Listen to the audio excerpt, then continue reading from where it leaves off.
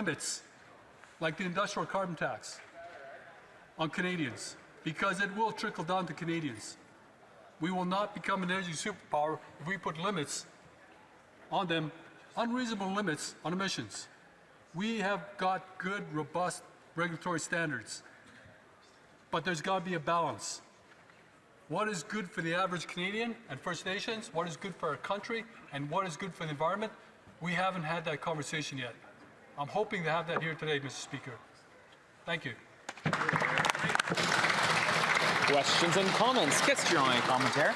The Honourable Parliamentary Secretary to the Government House Leader. Yes, thank you, Mr. Speaker. And, you know, I take a look in terms of the motion that's before us today, and I think that the priority for Canadians, even Conservative voters, is that we need to see a higher sense of cooperation inside the House. And a part of that is to take a look at what it is that the government has actually been proposing by the new Prime Minister. These 5 major projects are critically important to the advancement of Canada's national economy. And the LNG is a great example of that. And I'm wondering if the member can just provide his thoughts specifically from an Indigenous perspective of why it's so important to do what we have done in terms of incorporating Indigenous ideas, thoughts, partnerships as a part of these projects. The Honourable Member for Skeena-Bulkley Valley. Definitely. Stop the politics with LNG, because it provides benefits to Aboriginals and non-Aboriginals alike. It increases GDP.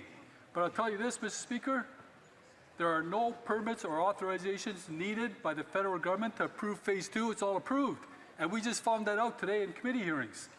So it only stands to reason, what is Canada fast-tracking? There's nothing else to approve. Questions and comments. Question et commentaire. The Honourable Member for Abitibi-Témiscamingue. Thank you, Mr. Speaker. I'd like to hear what my colleague has to say about his concerns with respect to the future of the planet, quite simply, because we can't keep on doing oil and gas exploration and production without worrying about the consequences this can have. And getting rid of environmental laws and mechanisms and protections have consequences. What will happen at some point? Is this a real concern, or is it just a race to be the most performant? Is there any feeling of emergency or consequences with the Conservative Party? Member for Skeena-Bulkley Valley. Yes, and I'm not the only one that thinks that Canada already has the highest environmental standards in North America, if not the world. But like I've said for the last 10 years, you can't have this conversation in isolation. We are not the biggest polluters in the world. China, Russia, United States, emerging economies have no environmental standards. They have no emissions cap. They have no carbon tax. So yes, let's keep doing what we're doing in terms of environmental standards, but let's take a bigger lens and look at the rest of the world if we're going to look at a global situation. Questions and comments. Question et commentaire. The Honourable Member for Foothills. Thank you very much, Mr. Speaker. I want to thank my colleague for his incredible speech and certainly advocating for his constituents and First Nations across the country. But this Liberal government is showing it as much of the same as the previous Liberal government, when we had some of our most important allies come to Canada requesting access to Canadian LNG. Germany, Japan, Italy, Greece. And this Liberal government said we don't have a business case scenario, but now we see that Japan has signed an LNG contract with the United States for 20 years, worth billions of dollars. I would like to ask my colleague what he thinks the economic benefit to First Nations in his constituency and across Canada. What would have been the financial benefit to First Nations had Canada been able to sign those agreements instead of the United States? Good question. The Honourable Member for Skeena-Bulkley Valley. Thank you. Thank you, Mr. Speaker. Welcome to the chair. You know what? Come to Kitimat, and not only will I show you the benefits that have actually accrued to First Nation members in my community, but along the pipeline route as well, and down channel. One of the concerns that we had, and one of the statements we made when we started getting into real LNG development, is that we wanted to get away from the Indian Act. We wanted our people to build their own lives. We wanted to be independent. And I'm very proud to say we accomplished that. And there's a number of First Nations in our communities in BC that are on the same path. That development that went to Alaska instead of BC, that would have contributed to First Nations health, and safety, but it also would have contributed to BC and Canada overall. We sure missed an opportunity. Time for a very, very quick question, almost a statement. Yes, the honourable member for Fort McMurray, Cold Lake. Thank you, Mr. Speaker, and I want to thank my colleague for his enlightened speech. This weekend, I actually had the opportunity to go out to Fort McMurray 468 First Nation in my riding of Fort McMurray Cold Lake and see the fall fair. And part of why they could put on this large fall fair was because of the natural resource revenue that the nation has, because they have been partners in prosperity for generations in my region. And it sounds like it's very similar to what he has experienced in Kitimat Village. And so I was just wondering if he could explain why specifically caps on emissions and caps on production are so detrimental to Indigenous communities in their growth. The honourable member has about 30 seconds. 30 seconds. Okay, great. Hey, I do recognize all the work that's been done by First Nations all across Canada. Very progressive, but it all comes down to what the benefit is to the people. My colleague from Alberta as well knows the benefits. There's a lot of First Nations in Saskatchewan. And if you want to take a look at the real benefits, take a look at the status quo of First Nations that don't have economic development. It's always the same saying. There's nothing to do here, there's no jobs. That's what an emissions cap will take away, the future of First Nations and Canadians in general. Statements by members, déclaration de député. The honourable member for Kitchener-Conestoga. Thank you, Mr. Speaker. This Gender Equality Week, I rise not just to celebrate progress, but to challenge us to go further. Despite making up half our population, women's voices are still too often dismissed or diminished, even in places of leadership like the House of Commons. Research shows that women are interrupted significantly more than men, and when they do speak, their ideas are often only recognized when repeated by someone else. I've seen this happen to family, to staff, and to colleagues, some of the strongest women I know. And I'll admit I haven't noticed it enough. But once you notice something, you can change it. Men have a crucial role to play, so here's my call to action. Men, be the ally in the room.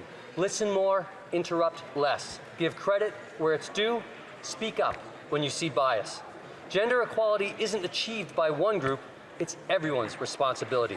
Let's commit to making this real together. Hey, bravo. Bravo.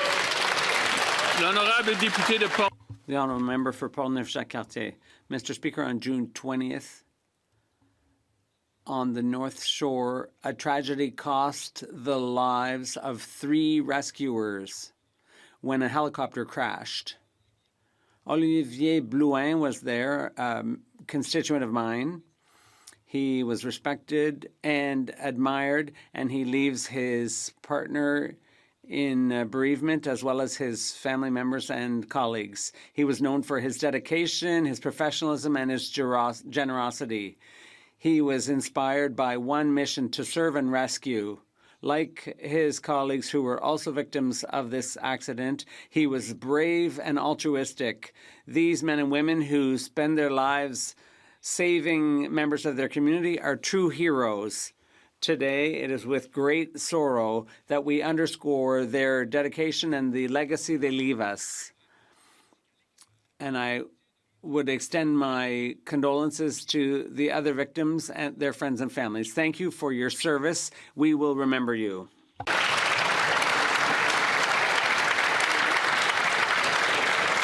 The honourable member for Milton East, Halton Hills South. Thank you, Mr. Speaker.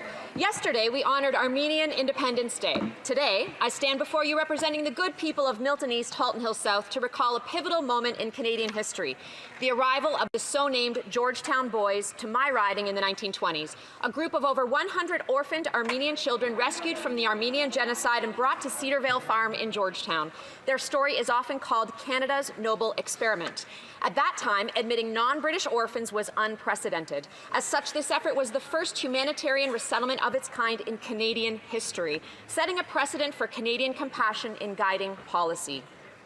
On this day, I rise to honor not only the courage of those orphan boys, but also the values we declared then, that Canada can act as a force of hope in the world. Let us recommit ourselves to those values and ensure that the noble experiment begun in Georgetown a century ago continues in our policies in every effort to welcome and in every act of compassion. The honourable member for Lévis-Lotbinière. Mr. Speaker, September is Prostate Cancer Awareness Month. This disease affects over 27,000 men every year in Canada. Earlier this year, I was diagnosed with prostate cancer. Like many men, I wasn't expecting it. It came as a shock. But thanks to early detection, an extraordinary medical team, and the unwavering support of my family, I was able to get effective treatment. Today, I'm in remission. I consider myself extremely lucky, but the fact, Mr. Speaker, is that too many men ignore the signs or avoid seeking medical advice out of embarrassment, fear, or just plain neglectfulness. I urge all men to mark in their calendars to ask their doctor at their next appointment about the importance of screening. It can save lives. It saved mine. During this Awareness Month, let's think about those who are fighting, those we've lost, and above all, let's undertake to talk openly about men's health.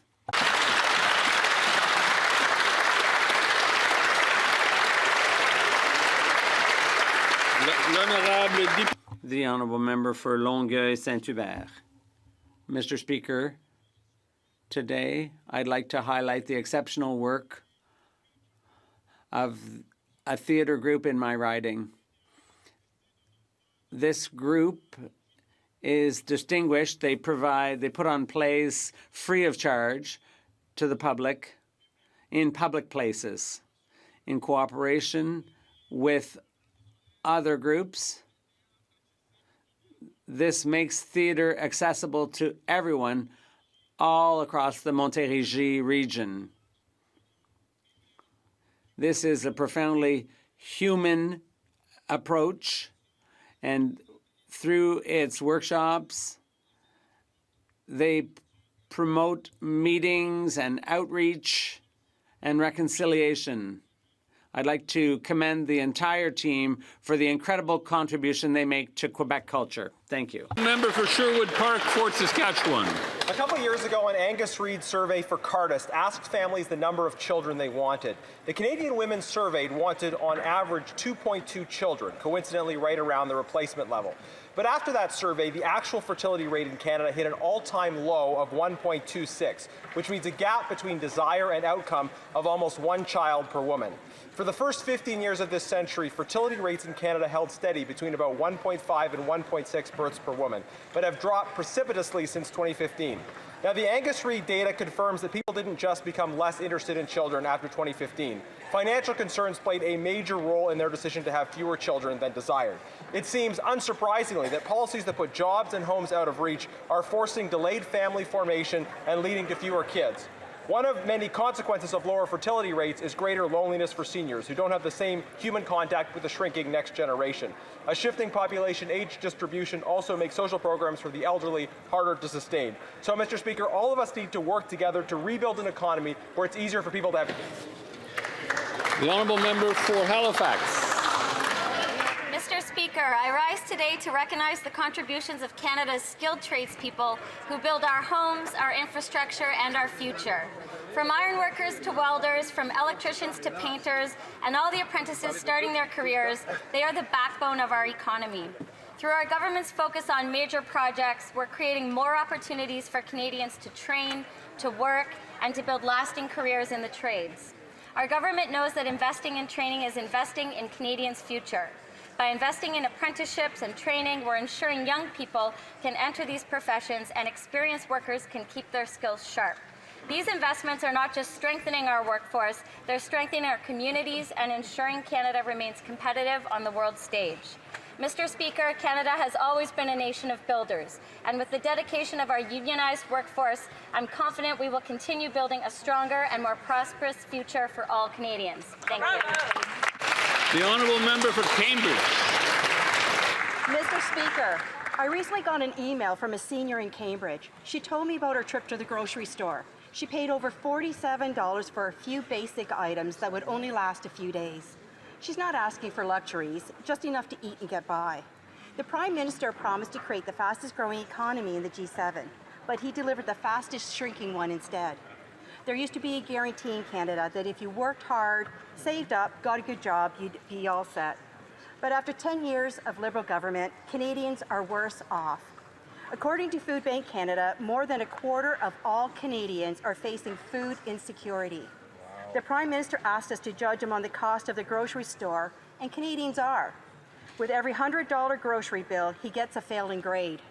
I have a message for this Prime Minister on behalf of the 5,000 people of Cambridge using a food bank and the thousands more going hungry every day. Stop punishing them with high taxes and high inflation. When will the Prime Minister start giving Canadians full plates instead of empty promises? The honourable member for Rimouski-Lamaté-Pédia. Mr. Speaker, I warmly congratulate Professor Yves Gingras, historian and sociologist at the University of Quebec in Montreal, and winner of the 2024 Science and Secularism Award, presented in Paris during the 18th ceremony of the Comité Laïcité et République.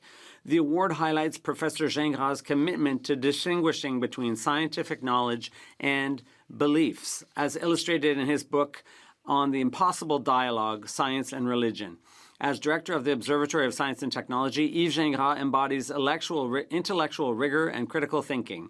A member of the Order of Quebec and recipient of the prestigious Léon Guérin Prize, he has been defending the separation between knowledge and faith for over 40 years. His fight is vital for science, secularism, and democracy, reminding us that science is universal and transcends borders. On behalf of the Bloc, I offer him our most sincere congratulations.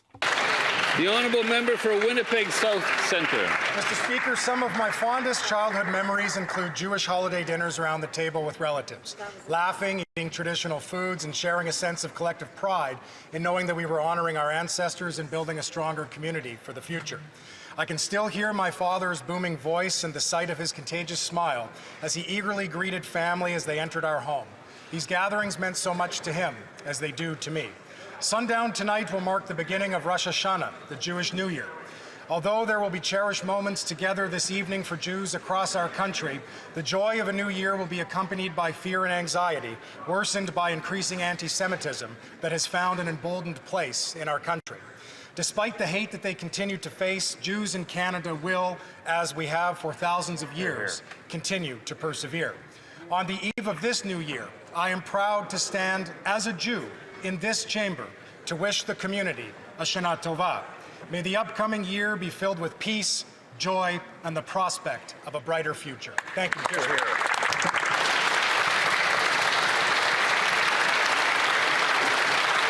The honourable member for Algonquin, Renfrew, Pembroke. Mr. Speaker, the Prime Minister is a carnival barker. He promises you can win the prize while he rigs the game. He promised the fastest growing economy in the G7. Instead, he gave us a shrinking economy and the second highest unemployment rate in the G7. He promised affordability, but gave us higher food prices. He promised to get more homes built, but gave us a phony housing announcement in front of fake homes. He promised nation-building projects would be built at impossible speeds, but he hasn't issued a single permit. He promised elbows up, but he tucked his tail in and ran. He said we'd have a deal by July 21st, but all he's done is surrender on every issue. If this was a school, he'd get a failing grade. If this was a business, he'd be fired. But this is the Liberal Party, so he keeps the prize. The honourable member for Mississauga East Cooksville. Every time we purchase something made, grown, or produced here at home, we're supporting our neighbors, strengthening our communities, and investing in Canada's future. Here in Mississauga, we have so much to be proud of, from the chicken we serve our families, to the chocolate bars we love, to the planes that connect us to the world. Companies like Maple Lodge Farms, Magna, and our aerospace innovators, keeping thousands of local people working. Some sectors are being hard hit by tariffs and trade disruptions. That's why our Liberal government is stepping up to help, making sure that Canadian industries get the backing they need to stay competitive. Canada's government will be Canada's #1 customer with a clear commitment to supporting Canadian businesses. So next time you shop for groceries, furniture, or a vehicle, look for the maple leaf, choose Canadian. Together we can protect jobs, grow our economy, and keep Mississauga and Canada strong. Thank you, Mr. Speaker. The honourable member for Ponoka-Didsbury. In the speech from the throne, this so-called new Liberal government claimed that they would tackle crime while protecting the rights of law-abiding gun owners. It was a staggering admission of failure by a government that saw illegal gun crime skyrocket by 130%. Since then, they have shown that they are no different than the last Liberal government. Not only will they spend 4 times as much money to harass legal gun owners than criminals and gangs, but they have doubled down on their promise to finish their gun grab within the year. In an astonishing turn of events, both the Prime Minister and his Public Safety Minister have now said that their gun grab will be voluntary. But now, in a leaked audio clip, the Public Safety Minister was caught saying that Canadians would never get arrested if they didn't turn in their now prohibited guns. Is the minister suggesting that gun owners follow gun laws the same way the last Liberal Prime Minister followed ethics laws? Does the Prime Minister and the Public Safety Minister realize that it's a crime to counsel people to not follow the law? L'honorable député de Rivière-des-Mille. The honourable member for Rivière-des-Mille. Thank you, Mr. Speaker. On this first day of Gender Equality Week, it's our duty to face the facts. In Canada, a woman or girl is killed every 48 hours, most often by an intimate partner or ex. These femicides are not isolated incidents. They're the most brutal symptom of an imbalance of power and misogyny that, far from disappearing, is making a strong comeback, sometimes even unapologetically. We thought we had made irreversible progress, yet the setbacks are very real. Gender equality begins with a fundamental right, the right to live without fear. I pay tribute to the survivors, to the frontline organizations, the shelters, and all those who fight against gender-based violence. In the face of this resurgence of hatred, we must name, condemn, and act. Equality cannot be achieved by decree. It must be defended every day. Ignoring the massacre of 8 Canadians on October 7th, siding with their killers, dehumanizing their families, the hostages still held, and over 1,200 stolen souls is evil. Granting a state to those who practice state terror as statecraft, who pay pensions for murdering Jews, is evil. Not requiring the state to even recognize Israel's right to exist is evil. None of their conditions were met. No election, no release of all hostages, no demilitarization of Hamas. Lying about these intentions is evil. Doing this on the eve of Rosh Hashanah, emboldening mobs and violence upon our Jewish communities, is evil. The fascism once buried in the last World War has risen again as modern terrorism. This isn't diplomacy, it's appeasement, it's betrayal. The Prime Minister has dispensed with human dignity and the rule of law. He's emboldened terror with the state. And, Mr. Speaker, it is evil. The honourable member for Brome-Missisquoi.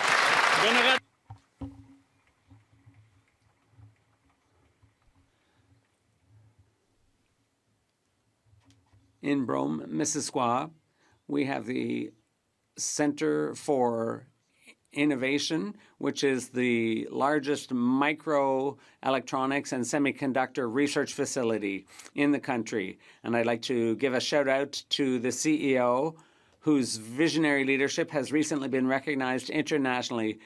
She received an award at the largest industrial salon in the world. This distinction reflects her commitment and her ability as an agent of change in an industry that's going through massive change. She's the G7 contact person for semiconductors and has positioned Canada as a key player in this strategic industry. We're very proud that she works in our region and makes Canada shine. Leader of the Opposition.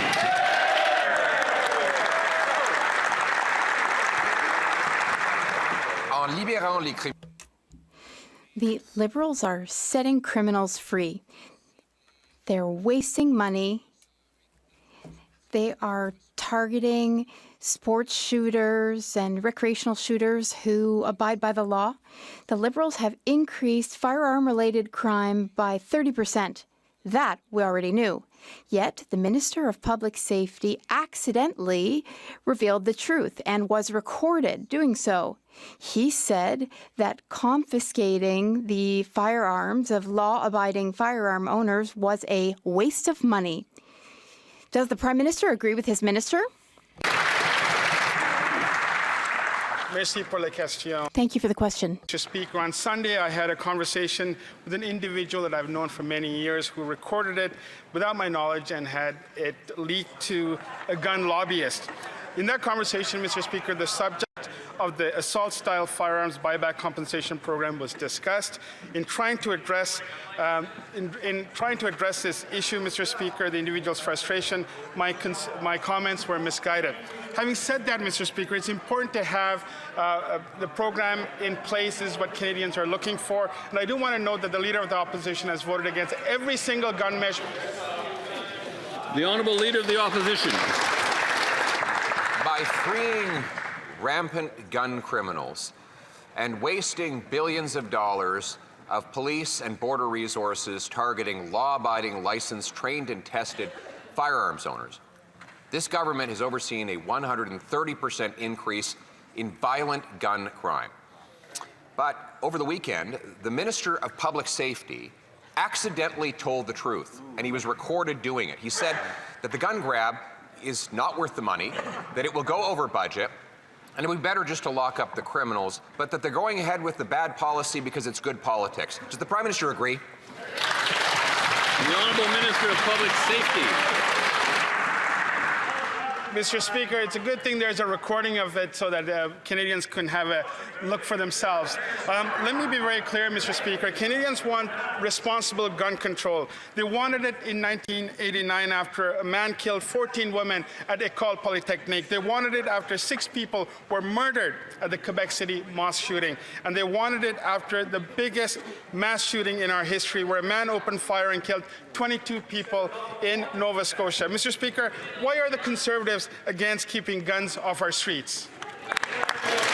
The Honourable Leader of the Opposition. Mr. Speaker, the minister said that his gun grab won't work, that it will go over budget, and that it would be better to lock up criminals, as Conservatives have been suggesting, but that they're going ahead with the gun grab anyway because the Prime Minister wants to pursue electoral politics. Electoral politics, Mr. Speaker. When a mother is hit with a stray bullet, or a police officer is murdered by a firearm, or a bullet flies into a child's bedroom as part of an extortion case, we don't have time for politics. So why is this minister caught on tape playing politics with guns? The Honourable Minister of Public Safety. Mr. Speaker, in order to have a real conversation about crime, we need to have a real conversation about guns. Canadians want responsible gun control, Mr. Speaker. They wanted it in 1989 after a man killed 14 women at École Polytechnique. They wanted it after 6 people were murdered at the Quebec City mosque shooting, and they wanted it after the biggest mass shooting in our history, where a man opened fire and killed 22 people in Nova Scotia. Mr. Speaker, why are the Conservatives against keeping guns off our streets, and why has this Leader of the Opposition voted against every single gun control measure that he has been in Parliament for? The Honourable Leader of the Opposition. That minister did have a real conversation about guns. Unfortunately for him, he was caught on tape. Caught on tape, admitting that the gun grab is a waste of money. Caught on tape, admitting it would go over budget. Caught on tape, admitting it would be better just to lock up the gun criminals who are actually doing the crime. Why is it that Liberals only tell the truth when they don't think anyone is listening? The Honourable Minister of Public Safety. Mr. Speaker, let me reiterate, it's actually a good thing that this conversation was caught on tape. And in fact, it will counter every single claim that this leader of the opposition is making. Let me be very clear, Mr. Speaker. Canadians want responsible gun control. We are in a position as a government, we committed to it during the last campaign, Mr. Speaker. Canadians gave us a mandate on April the 28th to ensure that we move forward on this program, and we look forward to its implementation. The Honourable Leader of the Opposition. Speaker, while this government blocks criminal justice reforms that would lock up gun criminals, they want to go ahead and take nearly $1 billion away from border security and police officers to go after licensed, law-abiding, trained and tested hunters and sport shooters, a project that the OPP refuses to enforce. Numerous provincial governments have said they will not go ahead with. They've even had to ask Canada Post to go and collect these firearms. The minister himself has now admitted that it won't work. Why won't they drop the politics and save lives? The Honourable Minister of Justice. Mr. Speaker, if the member is concerned about advancing legislation that's actually going to keep Canadians safe, he would work across the aisle with us as we seek to table legislation during this legislative sitting to ensure that violent repeat offenders are kept behind bars, to make sure the most serious offenders are actually facing stiffer penalties. But, Mr. Speaker, it is hard to accept criticism when it comes to keeping our community safe from gun violence from a member who, for more than 2 decades, has voted against the very specific measures that are designed to take guns off our streets, and he has voted repeatedly on the measures that will weaken our border to prevent the inflow of guns in the first place. The Honourable Leader of the Opposition. I and we have voted against policies that have given Canada a 130% increase in gun violence. And speaking of getting things through Parliament, he says seek to introduce. This government has been in place for 10 years. They have softened penalties for repeat offenders. That minister took the summer off and still has not introduced any criminal justice reforms to stop guns. We put forward a 3 strikes you're out law that would lock up the repeat violent offenders. Instead, they're spending $700 million of police resources going after licensed law-abiding people. Why? The Honourable Minister of Justice. Mr. Speaker, I have news for my friend on the other side of the House of Commons. If he believes that I haven't moved forward with legislative efforts this sitting when it comes to criminal justice reform, I would have invited him to have shown up for work on Friday last week where we did that very thing. Mr. Speaker, he should look forward this fall sitting to seeing 2 additional pieces of criminal legislative reform. One on bail and sentencing that will make sure violent repeat offenders are not walking amongst our streets, and a second that will protect those who are at risk of intimate partner violence or at risk of being victimized by sexual offenses. And when it comes to the summer, I was meeting with law enforcement and provincial counterparts. He was fighting for his job.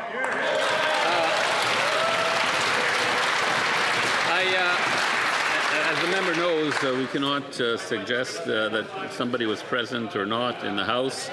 I'm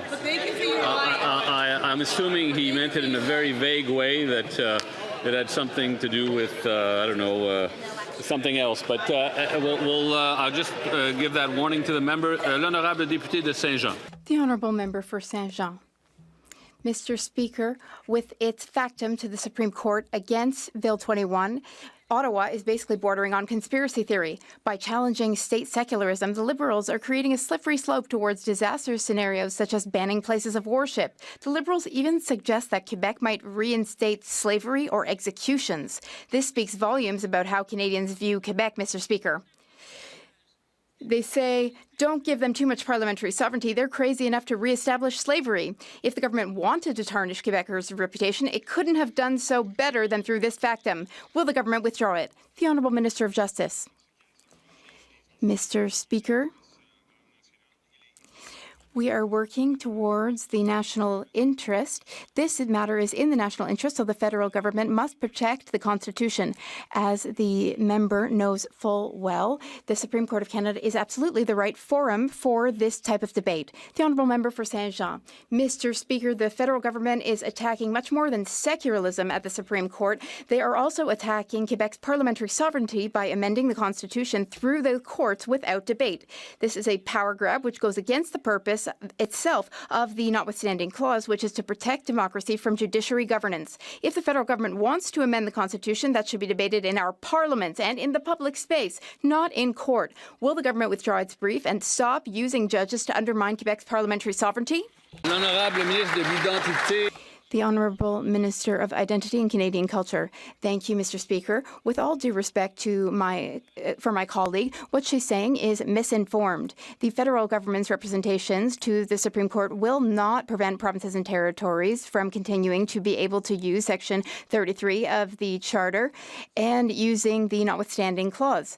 The Minister of Justice is sitting right next to me and would be happy to explain to her what we are suggesting as a process. We will always defend the rights and freedoms of Canadians. We are a charter supporting party, always have been, always will be. Thank you.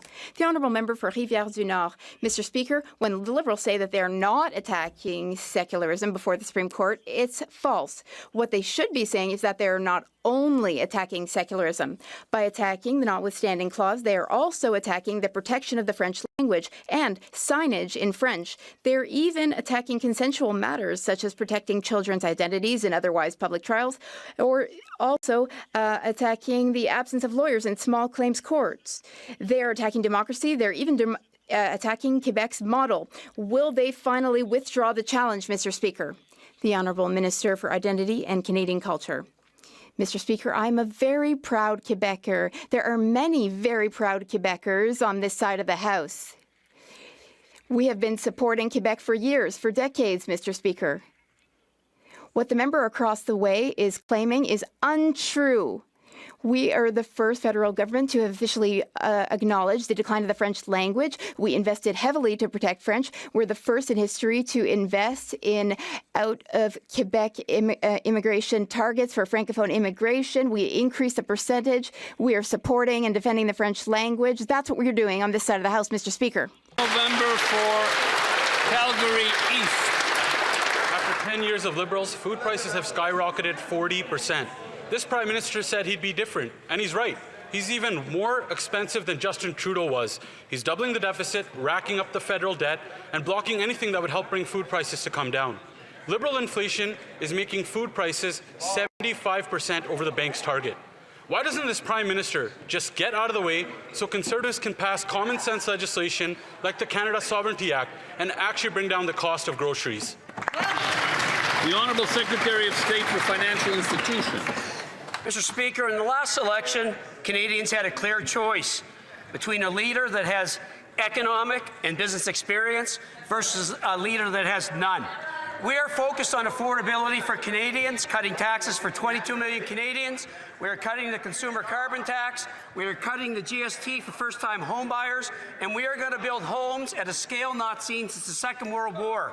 I ask the Conservatives to cut the rhetoric and get on board. Thank you, Mr. Speaker. The Honourable Member for Calgary East. In the last election, Canadians were duped by a guy that's committing economic vandalism. This finance minister said he would bring down the cost of groceries Thanksgiving 2023. It's almost Thanksgiving 2025, and the cost of groceries has skyrocketed. It's like the cost of living crisis that they created. Their solution to that is to spend even more than Trudeau did.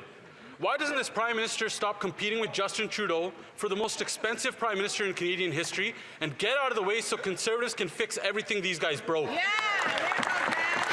The Honourable Secretary of State for Financial Institutions. Mr. Speaker, this last summer we crossed the country, went from coast to coast to coast, and the message from Canadians was resoundingly clear. They want us to spend less and invest more in national projects, invest more in building our country, bringing down interprovincial trade barriers, working together, Mr. Speaker. We have a plan to build the strongest economy in the G7. That is exactly what we're going to do. I ask the Conservatives to stop the rhetoric and get on board. The Honourable Member for Haldimand Norfolk. 10 years of Liberal rule, and what do Canadians have to show for it? Soaring food prices, food insecurity, 4 million visits to food banks in Toronto alone last year. A quarter of Canadian households cannot afford to put food on the table. That is 40% higher than the year before. So, When will this Prime Minister stop obstructing Parliament and introduce a budget that lowers food prices? The Honourable Minister of Jobs and Families. You know, Mr. Speaker, when Canadians are facing a hard time, they want a government that will invest in them.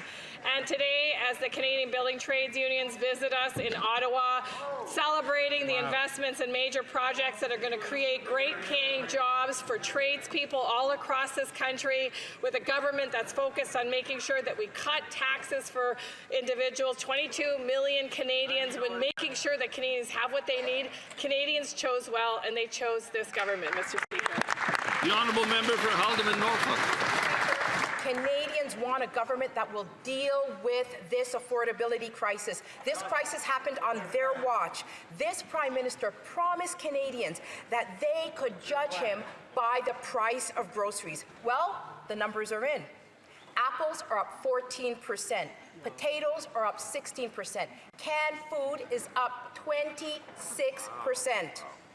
When will this Prime Minister stop obstructing Parliament and introduce a budget that will bring back food affordability to Canada?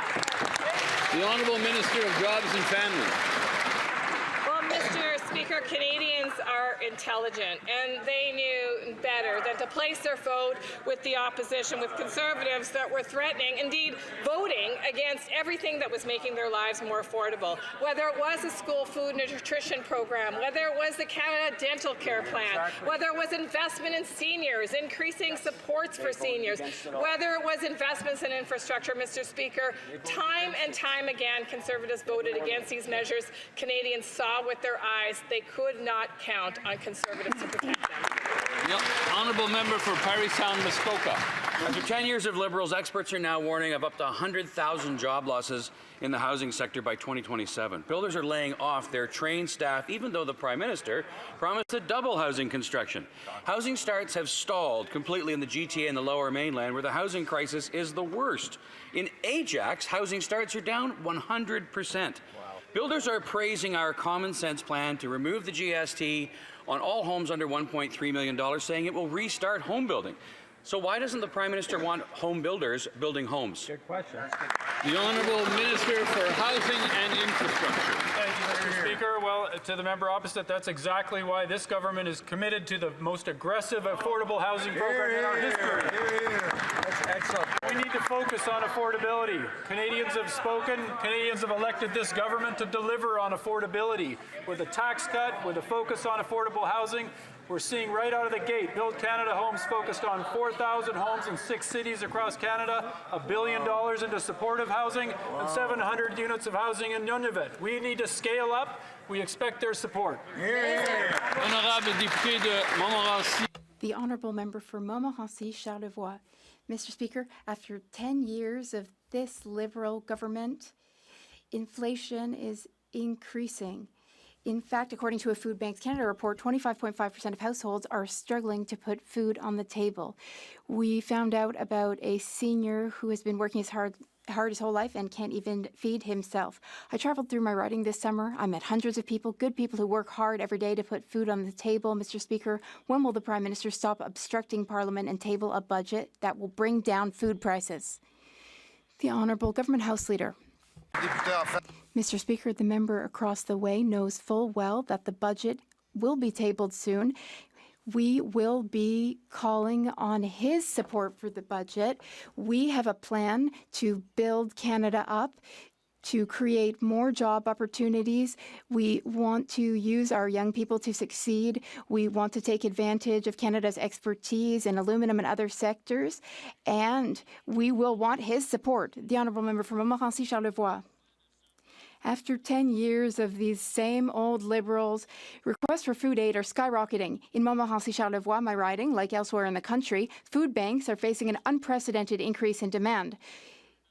There's been a 30% increase in food prices in just a year. Food Banks Canada has given Canada a mark of D for food insecurity. The Prime Minister said we could judge him based on grocery prices. Well, what's his grade?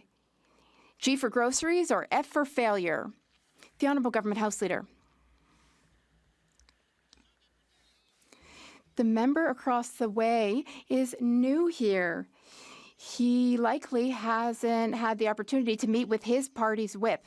His party's whip will tell him to vote against all supports for Canadians, to vote against food aid, food programs in schools, to vote against daycare, to vote against support for seniors, to vote against legislation to protect workers in Canada. The whip will tell him to vote against all of that. And the member across the way is going to learn that the hard way, Mr. Speaker.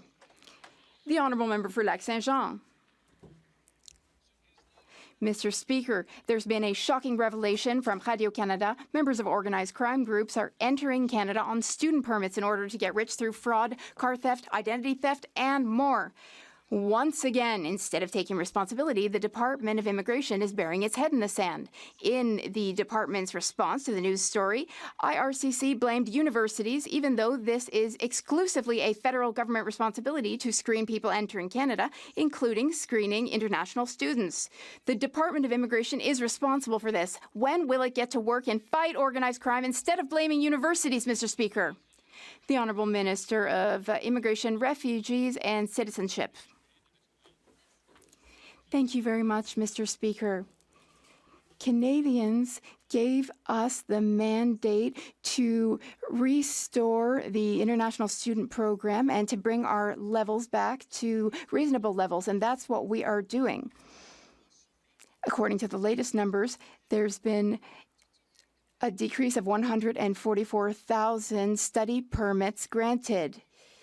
We want to protect foreign students and protect Canada as well. Thank you. The honourable member for Lac-Saint-Jean. Well, apparently, the minister hasn't heard the Radio-Canada report. It's a matter of international crime. There are bandits profiting and exploiting Canada's laxity to make hundreds of millions of dollars. There are border services. Our border services, they know that the money is being used to strengthen criminal organizations in Côte d'Ivoire and even being used to finance terrorist activities. While Europe cracks down on the network it calls the African Mafia, Ottawa is treating this like a slight problem. It's quite obvious why Canada is a prime target. Will Ottawa finally take some responsibility? The Honourable Minister of Immigration. Thank you very much, Mr. Speaker. We are working to strengthen and reinforce our borders. With more sophisticated fraud going on, we need more sophisticated tools to safely handle immigration. Our bill, C2, is before Parliament, and it will guarantee fairness in our immigration system. It will also improve treatment of asylum claims and immigration claims. We must protect the integrity of our system. And I urge all parliamentarians here to support us. Thank you. Since the minister was appointed, many more people have been abused and defrauded by Canadian immigration consultants who contribute to the chaos in Canada's immigration system while the minister just lets them. Instead of taking advice experts have been giving for years, which is to make immigration consultants report to lawyers, the minister said, "This is fine," this summer, and doubled down on a system that is clearly not working. The Prime Minister chose an incompetent minister to sit in one of the most important files in government. Why? The Honourable Minister of Immigration. Thank you very much, Mr. Speaker, and I want to thank the Prime Minister for choosing me to be the Minister of Immigration, Refugees and Citizenship. Very proud of my record when I served as Nova Scotia's Minister of Immigration. Protecting prospective newcomers from those who try to take advantage of them is critically important, and that is why we've established the College of Immigration and Citizenship Consultants to regulate consultants and protect the public, and this is something that we are very serious about, and we will ensure that it gets done. The honourable member for Calgary Nose Hill. The minister mentioned her record as immigration minister in a provincial government. During that time, a Nova Scotia auditor found that there were the following issues: no process to determine provincial labour market needs and assess whether those were being addressed by Nova Scotia's provincial nominee program, and none of the 8 recommendations from a 2020 fraud risk assessment had been implemented. So I'll ask the same question. Why did the Prime Minister put an incompetent minister into this position? The Honourable Minister of Immigration. Thank you very much, Mr. Speaker. Again, I want to thank the Prime Minister. In fact, I want to thank the people in Halifax West for electing me to this Parliament. I am here to do the best job I possibly can do with my experience, with my expertise, and with my love for Canada and love for Canadians. And we will continue to do that. As for my record as Minister of Immigration from 2013 to 2021, provincially, the record is clear. I would invite parliamentarians to go look at it. Thank you very much. The honourable member for Richmond Hill South. After 10 years of this Liberal government, our immigration system is in chaos. This summer, illegal border crossers claiming asylum surged by a staggering 277%. Most of them will be bogus. This has put massive pressure on housing, healthcare, and benefits across Canada, especially in Quebec. And what did the immigration minister do? Absolutely nothing. She enjoyed her summer vacation while our borders were left wide open. The Prime Minister promised to be different, but instead of fixing it, he let the situation spiral out of control while Canadians paid the price. Why did the Prime Minister appoint such an incompetent minister to one of the most important jobs who is making the crisis worse every single day? The Honourable Minister of Immigration. Mr. Speaker, I'm not going to thank for that question, but I will answer that question. I've spent my summer, a whole 10, 11 weeks, working 7 days a week without taking one day for vacation. Having said that, this government is intent on ensuring that our immigration system becomes sustainable as well as protecting our borders. That is why we have Bill C-2 in front of us in Parliament, which will be an aid for us here, and I urge all parliamentarians to get on board and support it. The honourable member for Newmarket Aurora. After 10 years of this Liberal government, Canada's immigration system is broken. The Prime Minister promised he'd be different, but nothing has changed. The only way to stop illegal border crossers from abusing our asylum system is to end the incentives that turn it into a backdoor for economic migration. Yet the immigration minister has done nothing, literally nothing all summer. So I ask again, why has the Prime Minister put a minister who is totally out of her depth and making things worse on one of the most important files in Cabinet? The Honourable Government House Leader. Mr. Speaker, I am a little puzzled and a little concerned about the tone coming from the opposition. We do not treat MPs and ministers in this House in this way. That minister is doing a fantastic job and has presented legislation before this Parliament that party needs to respond to that will clean up our immigration system. And while they're at it, they can perhaps answer for why in Cloverdale, Langley City, they are forcing temporary students to come campaign for them in by-election campaigns. Those are the questions the incompetent leader of the opposition and his party need to answer. The honourable member for Abbotsford South Langley. Mr. Speaker, the minister said she worked all summer, and the system is worse. Whoa. The Prime Minister promised that he'd be different, but illegal border crossers have been surging into Canada to abuse the asylum system all work, and the minister has done nothing to stop it. She hasn't strengthened the Safe Third Country Agreement. She hasn't reviewed the benefits they receive to put a stop to the ones they come into our country. She's let the asylum seekers become even worse, and the predecessor that she followed. The Prime Minister chose to be incompetent and chose an incompetent minister for the Cabinet. Why? The Honourable Minister of Public Safety. Mr. Speaker, our government is working hard to secure our borders. This morning I had the chance to meet with the president of the CBSA, who advised that border crossings are down 60%, Mr. Speaker. We will strengthen our borders and even make investing more resources through security screenings, as well as quickly identifying and removing those who are inadmissible. We will hire 1,000 more RCMP and CBSA officers, Mr. Speaker.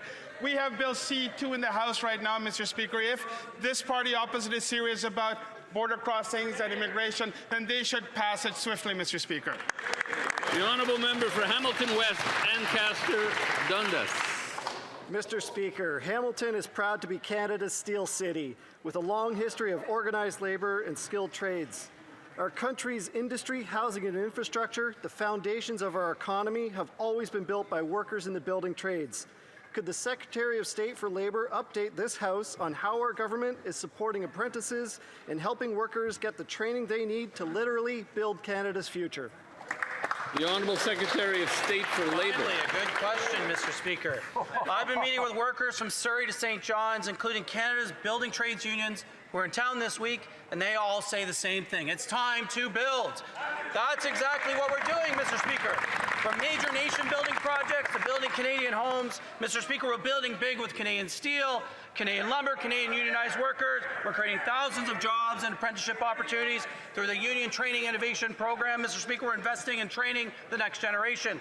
Mr. Speaker, while the Conservatives talk down Canada, we're building Canada up with Canadian workers. The Honourable Member for Kamloops, Thompson Nicola. The Public Safety Minister told the truth. It's true. He spoke about how this confiscation buyback is an incredible boondoggle. Now let's actually hear what he had to say. This is the mandate I was given by the Prime Minister to complete this and not revisit this. Sounds like he doesn't even believe in this. So if the Public Safety Minister doesn't believe in this program, why are we spending $742 million taxpayer dollars to keep it going? Here, here. Great. The Honourable Minister of Public Safety. Mr. Speaker, I've addressed this issue a number of times, but let me just make it very personal, Mr. Speaker. The last 4 months in this role as Minister of Public Safety, I've received a great deal of vitriol from the gun lobby, Mr. Speaker. If you go into my social media accounts, you will see hundreds, if not thousands, of comments of hatred that's coming through the gun lobby, Mr. Speaker. What the party opposite is doing is reinforcing that. We have a serious plan to ensure that guns are off our streets. That's why we will be going forward and implementing this program, Mr. Speaker. I invite the party opposite to come on board and ensure that our streets are safe. Honourable Member for Kamloops, Thompson Nicola. It's always somebody else's fault, Mr. Speaker. What this minister fails to mention is that in Bill C-5, he voted so that people who do drive-by shootings can serve their sentence on house arrest. Shame. People who do robberies with guns, house arrest, Mr. Speaker. Nobody wants a part of this program. Canada Post doesn't want a part of it. Local law enforcement doesn't want a part of it. OPP doesn't want a part of this $742 million boondoggle. The minister told us that he just has to put it to an end. So why are they still intent on having this program go forward when all he wants to do is end it? Here, here.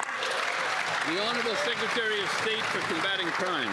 Mr. Speaker, the Conservatives constantly want U.S.-style politics here, whether it's the 3 strikes or you're out rule or assault rifles on our streets, which the Conservatives would make legal again. That's right. Mr. Speaker, we've seen these policies fail in the U.S. and they won't work here either. Come up with some comprehensive, meaningful change, like the change that we're going to bring with bail reform and sentencing reform, Mr. Speaker. The Honourable Member for Oxford. Mr. Speaker, the Liberal gun grab scam unfairly targets law-abiding Canadians while giving criminals a free pass. This failed scam has been rejected by the police, the provinces, Canada Post, and now even their own public safety minister. In a leaked audio, he says that the Prime Minister pressured him. He admits that this plan won't work, and he even promised to pay his tenants bail if he's arrested. You can't make this up, Mr. Speaker. What they say in public versus what they say behind closed doors is totally the opposite. So if the minister won't stand behind his own plan, why should Canadians foot the $700 million bill for their scam? The Honourable Secretary of State for Combating Crime. Mr. Speaker, we're moving forward in a responsible way to make sure that gun ownership in Canada is safe. There is no reason to have assault-style firearms on our streets or in our homes. Mr. Speaker, we're going to be responsible. We're going to make sure that we don't have the gun crisis that we see in the United States just south of us. If Conservatives have their way, they'd make guns free and legal for everyone. The Honourable Member for York Centre. Conservatives have been saying from day one that the gun buyback program is an awful idea. Law-abiding gun owners don't commit gun crime with lawfully purchased guns. Criminals commit gun crime. gun criminals who terrorize our streets because of the Liberals' failure on law and order. We know that the OPP won't participate in the program. Canada Post won't participate in the program. Local police won't participate in the program. Now we learn that the Minister of Public Safety doesn't want to participate in it either. Why is this minister going ahead with a program that he doesn't want to participate in? Hear, hear. The Honourable Secretary of State for Combating Crime. Mr. Speaker, the Conservatives need to get serious about resolving and coming up with solutions when it comes to crime, when it comes to firearms in our country. When they were in government, Mr. Speaker, they cut funding to the RCMP, to our borders, and they would go back and make assault-style firearms legal in our country. If they cared so much about the safety of our nation, maybe their leaders should get a security clearance. The Honourable Member for Vaughan Woodbridge. Leaked audio from the Public Safety Minister revealed the truth. Not even he believes the Liberal gun confiscation program will work. He begged a law-abiding citizen, and I quote, "Don't ask me to explain the logic to you. He knows it's wrong." And he admits the Prime Minister is forcing him to ram this failed policy through, even though he knows it won't fix their soft-on-crime record. So, why is the minister still proceeding with this $742 million boondoggle when even he admits it's a failure? The Honourable Parliamentary Secretary. Thank you, Mr. Speaker. 35 years ago, I was shot by a legal gun-abiding order, and since then, what Canadians want is assault-style firearms to get off our streets, and this is going to happen this year. The Honourable Member for Charlesbourg-Saint-Charles. Mr. Speaker, Liberal policies for student visas are chaotic in Canada and particularly in Quebec.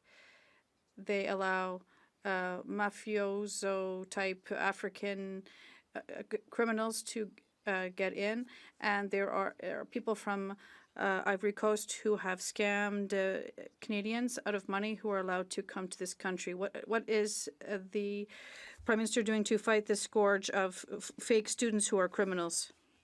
The Honourable Minister. Thank you very much, Mr. Speaker.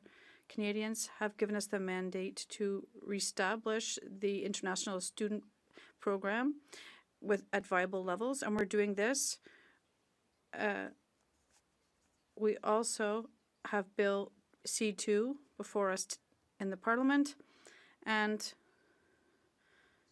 to get the figures down and avoid spikes in demand, we are trying to strengthen our borders and make them more resilient. So I'd ask all parliamentarians to support this legislation. Thank you. The Honourable Member for Charlesbourg-Saint-Charles. Mr. Speaker, I think that the minister did not understand the issue. These were visas given to students, and 200 of them are Africans who are part of the mafia there. They're in Quebec. They are committing crimes, scams, car thefts, etc. This is an international ring that is now in Canada because of laxist Liberal policies on immigration. Can the minister confirm that they will solve this problem of false student visas? The Honourable Minister of Immigration. Thank you very much, Mr. Speaker. It's a crime in Canada, regardless of what status they're on, will face consequences. The IRCC is working with CBSA and all of our partners here to ensure. Deport somebody, we will. That's CBSA's job. But again, we work with other government departments to ensure that Canadians are protected and that fraud is limited. Thank you very much. The Honourable Member for Calgary Heritage. Mr. Speaker, an administrative question for the Prime Minister. I went to check the Ministry of Foreign Affairs website to see what this new state he has announced might look like. There is no map. Can we expect the Prime Minister and the Minister of Foreign Affairs to upload a map of the borders of this so-called state? Could they identify its capital? The Honourable Parliamentary Secretary to the Minister of Foreign Affairs. Thank you, Mr. Speaker. And I respect the question. However, at this point, what I want to simply say is that there is no military solution to the conflict at hand. There's only a political solution. And in the vein of Lester Pearson, this side of the party will continue to work for peaceful solutions to ensure that Israel and Palestinians have safe and secure borders for each of them, so they will live in peace together. That is what this side of the House will work on. Thank you, Mr. Speaker. The Honourable Member for Calgary Heritage. The Palestinian Authority runs a program perpetuating generational genocidal hate with pensions for terrorists who murder Jews. The PA, the PLO, and Fatah all embed terrorism into their institutions. The PLO founded the Al-Aqsa Martyrs Brigade, a listed terrorist entity responsible for the attacks on October 7th. If recognition of statehood is to have any real meaning, will the Prime Minister designate this as a state sponsor of terrorism? The Honourable Parliamentary Secretary to the Minister of Foreign Affairs. Thank you, Mr. Speaker. Let me also state that Canada supports Israel and its right to defend its people every day. Let me also be clear, Hamas is a terrorist group. It must release hostages immediately that have been held cruelly for 2 years. It must disarm, and it will play no role in the future governance of a Palestinian state. We will continue to defend the state of Israel, and we will continue to defend the people of Palestine to ensure we have two states with equal justice and equal rights to prosperity.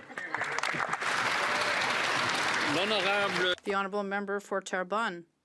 Mr. Speaker, today is the beginning of Gender Equality Week. There has been progress made, and we need to remain firm in our commitment to strengthen gender equality for all Canadians. We want to build the strongest economy in the G7, and we need the total participation and active participation of women. Can the minister inform us about measures taken by this government to advance gender equality? The Honourable Minister of Gender Equality. Thank you very much for this question. We cannot build the strongest economy in the G7 without the participation of women fully. Thanks to our strategy for entrepreneurial women, we've been able to help more than 400,000 women across the country. And with our National Action Plan, we're taking action to fight feminicide. This week, we recognize the progress accomplished and our commitment to gender equality. Thank you. The Honourable Member for Parkland. Mr. Speaker, in the last 4 months, $54 billion in investment has fled Canada, and that's in addition to nearly $500 billion lost in 10 years under this Liberal government. Now, the Prime Minister promised strength, but all that he's delivered is weakness. His oil and gas production cap is killing Canadian prosperity. Now, Conservatives today are calling for the end of this production cap. Will the Liberals keep their boot on the neck of our energy sector, or will they vote with Conservatives to axe the cap? The Honourable Minister of Natural Resources. Mr. Speaker, Canadians voted to strengthen our economy by growing our energy and natural resources industries while combating climate change. We will support innovation, increase our competitiveness, and attract billions of dollars of investment to get to net zero. Let me share something that the Premier of Alberta said just this weekend. I am more optimistic than ever that the concerns of Albertans are being heard. Perhaps the honourable member on the other side could give up his division and work with us to build Canada strong. The Honourable Member for Red Deer. 10 years of Liberal policies aimed at killing our energy industry have shrunk our economy and driven up unemployment. This Prime Minister promised he'd be different, but instead, it's more of the same. Alberta's energy industry has powered and enriched this nation for decades. But if the production cap stays, there will be no pipelines, and Canada will remain at the mercy of U.S. and other foreign interests. Will the Liberals vote for our Conservative motion to eliminate the Liberal job-killing energy cap, or will they continue obstructing getting Canada built? The Honourable Minister of Energy and Natural Resources. Mr. Speaker, we're focused on results that enhance our climate competitiveness. Our government, Alberta, and industry agree. Building a responsible, competitive oil and gas industry is part of the grand bargain. As someone who spent my career making deals, I know you don't get things done by speaking in public. But let me share something with the honourable member. His premier said this weekend, "I'm more optimistic than ever that the concerns of Albertans are being heard." We'd appreciate you getting on board, end the division, get the unity together, and build Canada strong. The honourable member for Medicine Hat, Cardston Warner. Canada's oil and gas emissions cap will continue to devastate jobs in the energy sector and make life more expensive for Canadians. The Parliamentary Budget Officer estimates that the emissions cap will cut our GDP by about $20.5 billion annually and eliminate 54,000 more jobs by 2032. This Prime Minister promised he would be different, but those promises have been broken, Mr. Speaker. Will the Prime Minister support the Conservative motion to repeal the gas and oil emissions cap, or will he and the Liberals continue to be obstructive? Great question. The Honourable Minister of Energy and Natural Resources. Mr. Speaker, the grand bargain is about taking transformative steps to dramatically reduce our emissions and put new cards in Canada's hand that increase our competitiveness. That has the potential to create thousands of good-paying jobs and careers and create a world-leading clean tech ecosystem that exports our innovation around the world. As I said, the Premier of Alberta said this weekend, "I'm more optimistic than ever that the concerns of Albertans are being heard." I would invite the honourable member across the aisle to get with us and build Canada strong. The honourable member for Labrador.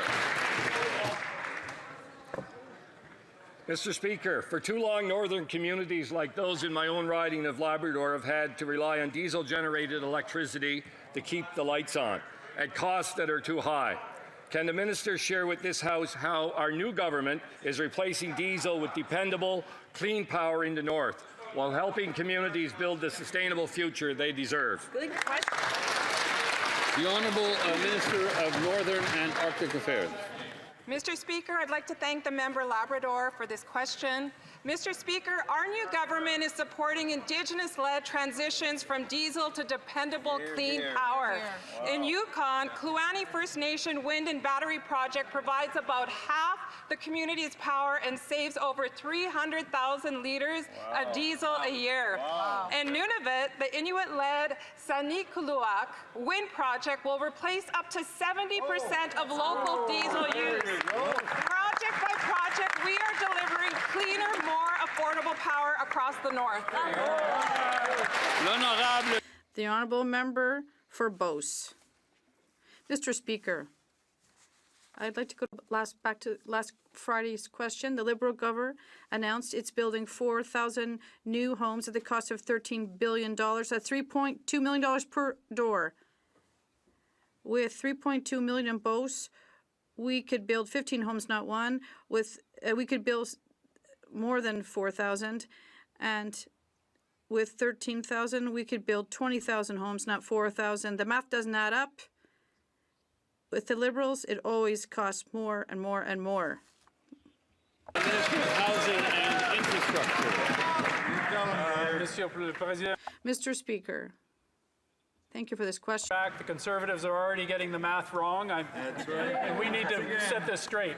Build Canada Homes will have $13 billion to invest in affordable housing across the country. We have a number of projects to launch that with, 4,000 homes in 6 cities across the country, 700 homes in Nunavut, as I mentioned earlier, and $1 billion into supportive transitional housing. That'll be roughly 5,000 homes for people who are homeless or at risk of homelessness. We're going to see tens of thousands of homes across Canada built. That's right. We look for your support on the budget. Thank you. The honourable member for Winnipeg Centre. Mr. Speaker, this weekend, thousands of people across Canada joined Draw the Line protests to send the Prime Minister a very clear message. Enough is enough. Why? Because the Prime Minister and Cabinet are pushing through legislation and measures violating the rights of workers, violating the rights of Indigenous peoples, violating the rights of migrants, while undermining gender equality, civil liberties, disability justice, and environmental protection. So my question through you, Mr. Speaker, is why is the Liberal government bulldozing over our Constitution to fast-track their corporate agenda? The Honourable Minister of Jobs and Families. Mr. Speaker, I'm not sure what the question is in all of that, but what I can say is this government was elected, Mr. Speaker, to focus on Canadians, to be pragmatic, to stand up for Canada, to make sure people had great jobs, to make sure that Canadians can count on their government when things are tough. And that's exactly what we're doing day in and day out, Mr. Speaker. We're focused on what Canadians need, what they're telling us they want to invest in. We've got an ambitious plan, Mr. Speaker, and we're acting on it. Alors, ceci... That is all the time we have for question period today. Oui, c'est ça, c'est vrai. Comme il est... It being 3:07, the House will now proceed